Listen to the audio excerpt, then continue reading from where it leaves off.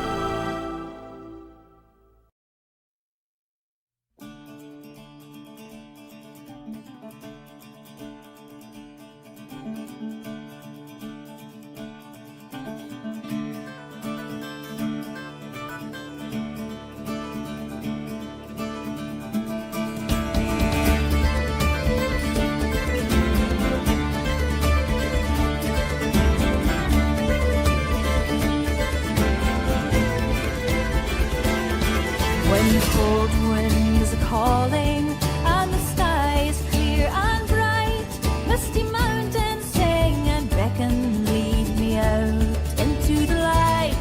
I will ride, I will fly, chase the wind and touch the sky. I will fly, chase the wind and touch the sky.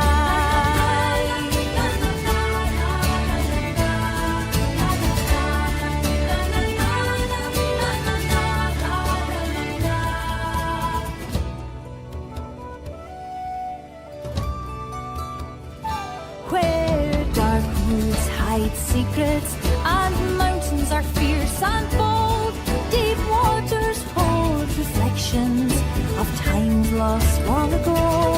I will hear every story, take hold of my own dream, be as strong as the seas are stormy and proud as an eagle's scream. I will ride, I will fly, chase the wind and touch the sky. I will fly, chase the wind and touch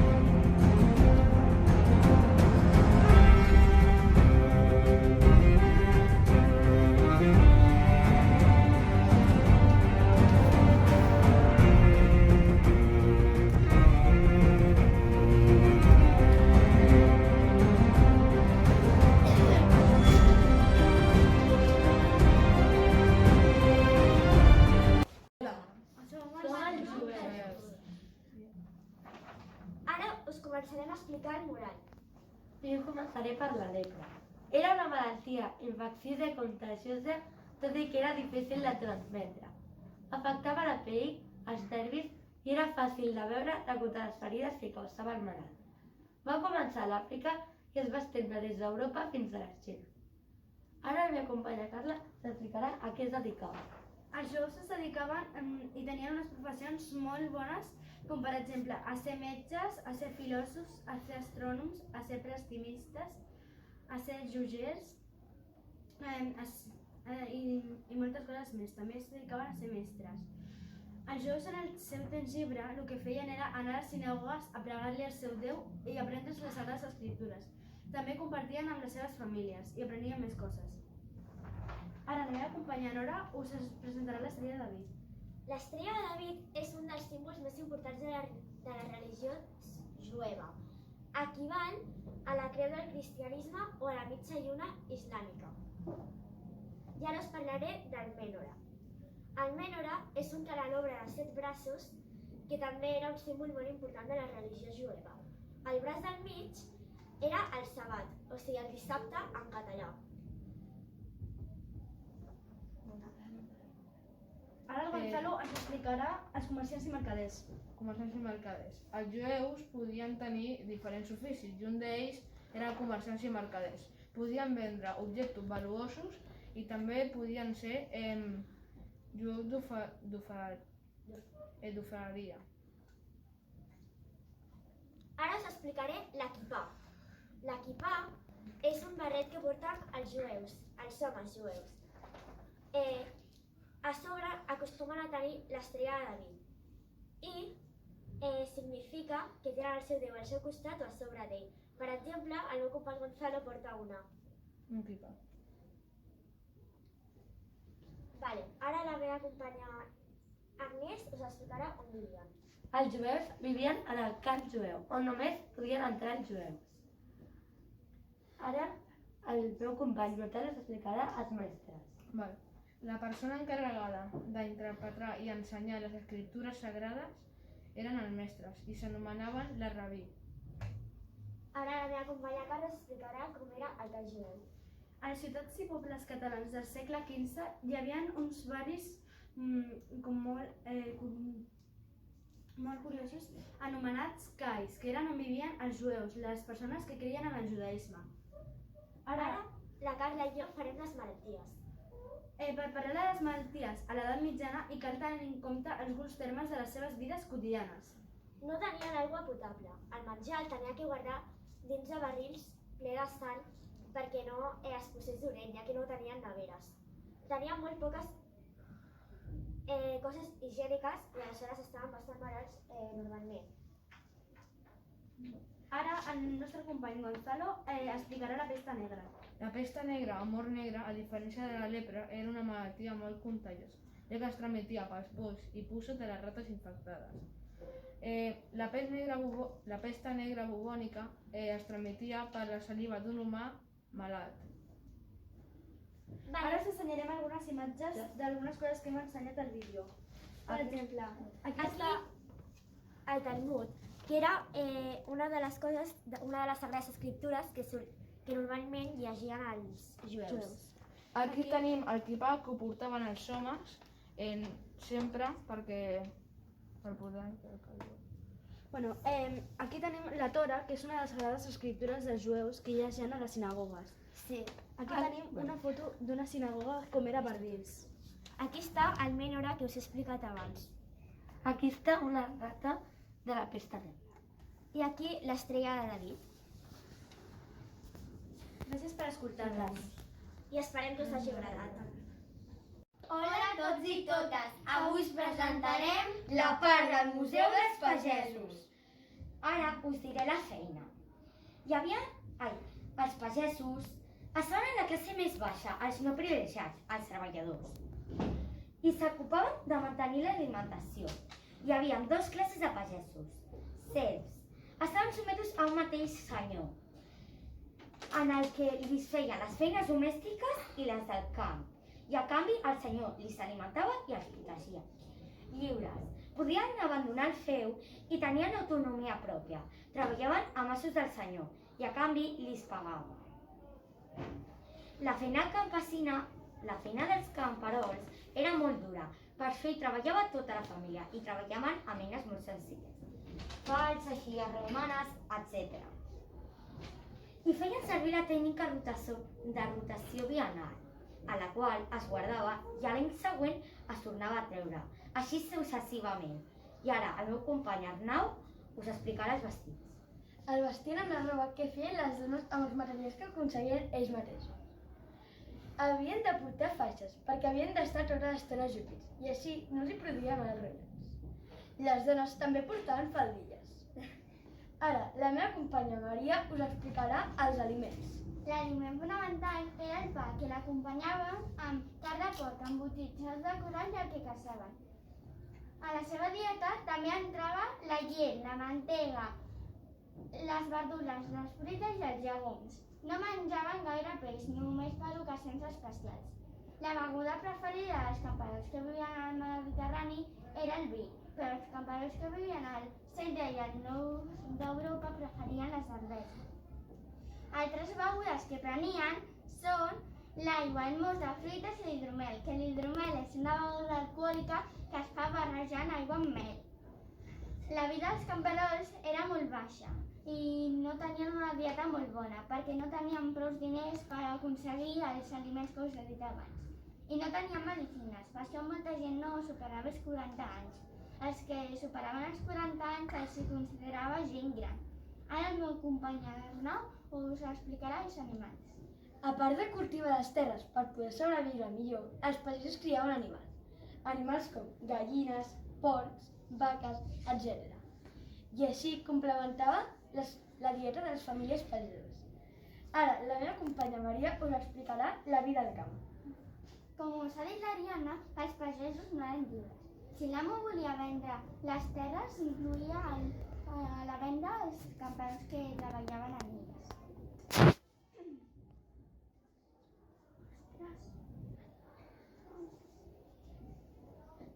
Ara us explica... Per tant, si els camperols volien ser lliures, tenien de pagar un impost que es deia remetria. Era molt car i no el podien pagar. I tenien de complir també amb els mals usos, que si no unes obligacions i uns impostos cap als amos. Ara la meva companya Marina us explicarà les cases. Els pagesos vivien en petites cases fetes de tova, fusta i canya. Tenien una sola habitació per tota la família, on dormien, menjaven i a vegades hi havia els animals domèstics. Els mobles eren escassos. L'habitatge dels pagesos depenia de les condicions naturals de la regió. I el foc i la xemeneia eren un dels elements més importants. Els sostres eren de palla. Al llarg dels segles XIII i XIV es van experimentar novetats als habitatges com l'edificació sobre pilastres i la creació a l'interior d'una casa, d'una estança apartada dels animals i els fums. La taula era el principal objecte i havia de ser tan gran com per permetre que tota la família pogués seure al seu voltant. També hi havia ganxos de fusta per poder penjar els escassos vestits. Els llits no existien, dormien sobre palla estesa a terra. I aquesta és la nostra presentació. Espero que us hagi agradat. Esperem que hagueu après. I que ho heu disfrutat. Bon Nadal! Som els constructors de catedrals. Jo em dic Carla i sóc una constructora de catedrals i jo faig els vitralls amb minividres de colors. Jo sóc un mestre d'obra i els meus estris són una esquadra, un portabon, una regla, un compàs, un llapis i uns plànols. Jo faig plànols de catedrals gòtiques. Jo sóc la Glòria i transporto pedres des de Montjuïc. Tots eren esclaus? No, no tots eren esclaus. Els picapedrers, els mestres d'obra i els transportadors de pedres no anaven a sou, no eren esclaus. Les catedrals romàniques, l'estil actual és les catedrals gòtiques, però l'antic l'anterior era el romànic, que era un estil amb catedrals baixes, amb murs molt grossos, amb pocs vidres i es necessitaven espelmes per fer la missa.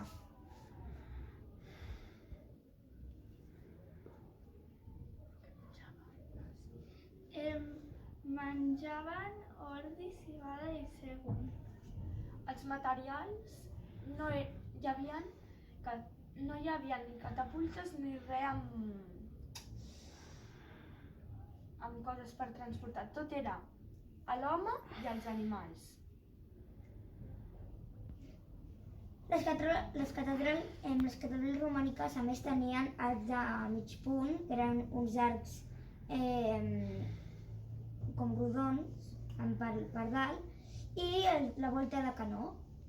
Després tenim la catedral gòtica, que és un estil molt bonic, l'actual, que són catedrals molt altes, amb arc de mig punt que permeten fer les catedrals més altes. Després amb volta de creueria, del qual hi surten uns medallons, amb dibuixos del déu, amb els nervis que van cap a les columnes, i els contrafortos amb un arc. Aquí podem veure la catedral, que és la catedral de Santa Maria del Mar. Després, aquí tenim un vitrall de Santa Maria del Mar. Aquest vitrall és l'únic que va ser posat quan es va construir la catedral i encara és original. Aquest vitrall ha suportat incendis, bombes, la guerra civil, moltes coses, i encara es pot veure a Santa Maria del Mar. Això és una rosassa que es posava a la porta de les catedrals gòtiques, i a les romàniques era o molt petita o no hi havia. I això és un vitrall normal. Doncs això és tot. Això és tot el que hem fet a la nostra presentació. Hola a tots i totes! Avui us presentarem la nostra part del museu. Els artesans necessitaven fer servir eines, perquè si no, no podien fer res. Aquí us ensenyaré algunes eines.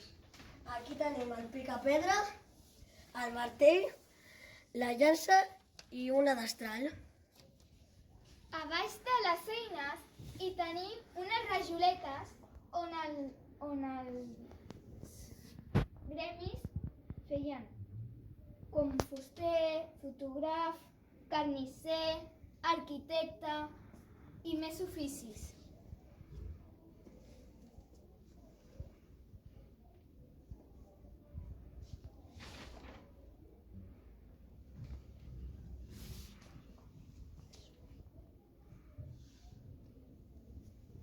Els artesans eren les persones que ajudaven a la societat produint material. Els gremis eren un conjunt d'artesans que practicaven el mateix ofici, que amb el pas del temps es van anar separant en carrers, com carrecarders, corders, sombrerers.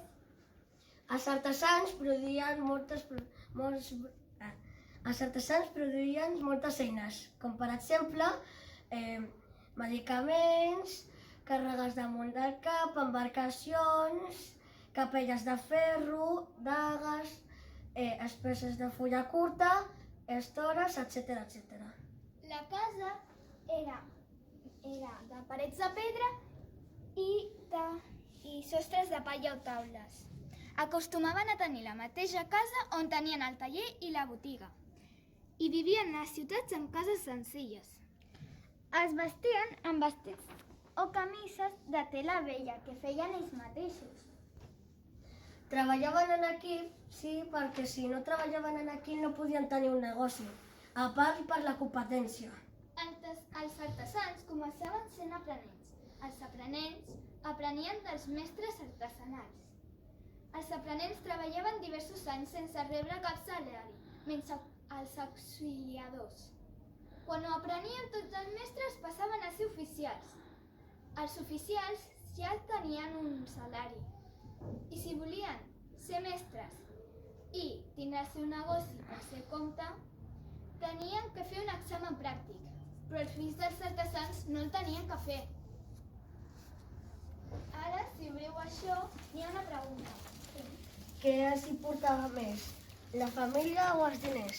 Els hi portava més les dues coses per iguals, perquè també assistien a les reunions familiars i les famílies se saludaven.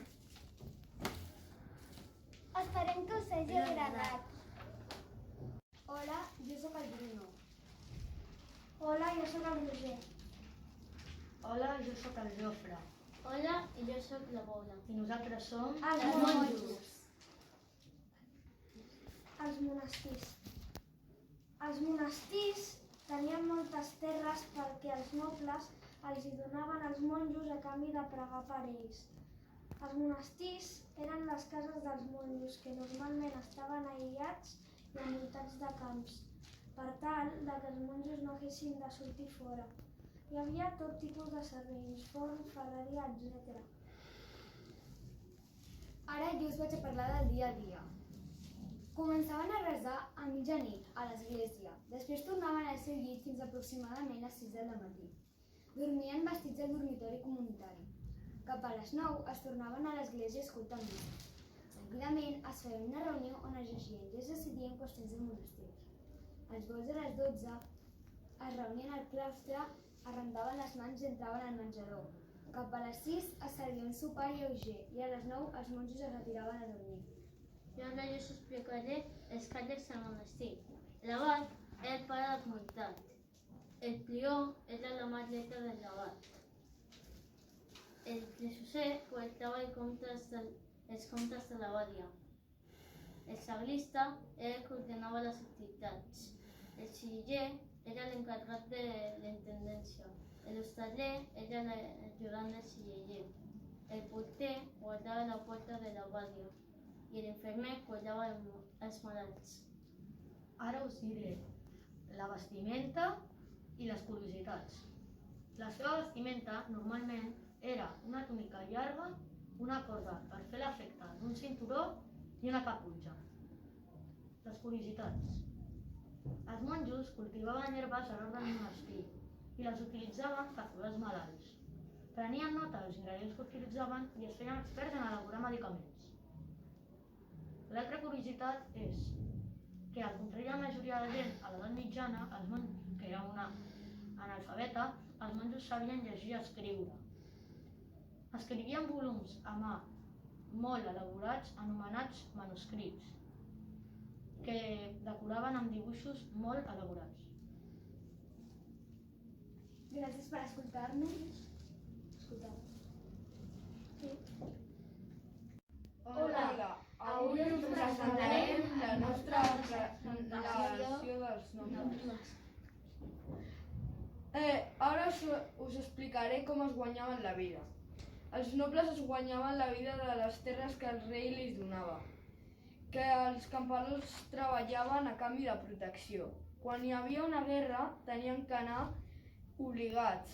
El rei, perquè no es posessin en baixa forma, va inventar les lluces de cavallers. Ara el meu company Rafa us dirà el naixement d'una ciutat. Tot comença quan un grup de gent s'instal·la creant un petit mas, normalment emmurallat. En un punt més o menys central es crea una església. Al costat del barri es crea la plaça del mercat. En un punt la ciutat creix en població. Una petita església es converteix en una primera catedral. Apareixen banys públics, ponts, convents rurals, espais oberts per a celebracions. I ara el nou tipus de ciutats. ciutat de comercial. Tipus de ciutat comercial i ciutat amb voltes de castells o monarquies. I ara el meu company Hau us explicarà com vivien. Com vivien? Vivien les terres que li donava el rei. Els camperols ho treballaven. És a dir, si un camperol volia anar a un molí, d'un noble tenia que pagar-lo. I ara el meu company Àlex us explicarà el comerç. No, on vivien? On vivien. Vivien amb el rei, però no s'ocupaven del camp, això era cosa dels camperols. També vivien a palaus a la ciutat. I ara el meu company John Howe us explicarà un altre cop què menjaven. Què menjaven? Els nobles menjaven molt més bé que els camperols. I unes coses que menjaven eren carn, diferents espècies de peixos que podrien ser fresc o fumat. També mongetes, llenties, llegums i grons. També fruita com la poma, però sobretot el sol i el pa. Ara el meu company Adrià us explicarà el comerç. L'eix fonamental del comerç era el mercat o la fira, on es podien trobar els petits venedors ambulants. Podien vendre des de llocs fixos o a la mateixa terra. Solien vendre oli d'oliva, sal, seda, espècies, tints, diferents tipus de pedra, etc. Ara el meu company Àlex us explicarà els diners. Els diners. Al segle IX, al segle IX, Carlemany va inventar un nou sistema monetari on una lliura equivalia a una dotzena de pans, que és un tipus de moneda. Esperem que us hagi agradat la nostra presentació. El nostre museu. Hola, som a l'equip dels Reis i avui us explicarem una mica d'informació sobre els Reis. Comencem. Com es vestia la reialesa? Els reis vestien amb un brial, era una túnica llarga. Els vestits estaven fets de seda i les pells podien ser de conill o d'ovella. Què menjava la reialesa? Els Reis menjaven el mateix que els nobles. Podia ser carn, diferents espècies de peix, llegums, fruites i, el més important, el pa i l'ou, que era el que més es feia servir en tots els plats. Les etapes de l'edat mitjana. Les etapes de l'edat mitjana eren l'alta i la baixa. Qui construïa els castells? Qui construïa els castells eren els mestres d'obra i els esclaus. Com es defensaven els cavallers? Els cavallers, mentre els enemics pujaven per al castell, tiraven pedres, líquid inflamable i aigua bullint. Com aconseguien els diners els reis? N'hi havia uns senyors que anaven per les cases demanant impostos, que aquests impostos anaven cap al rei. Gràcies per escoltar la nostra... Gràcies per escoltar la nostra petita informació sobre els reis. Adéu. Adéu.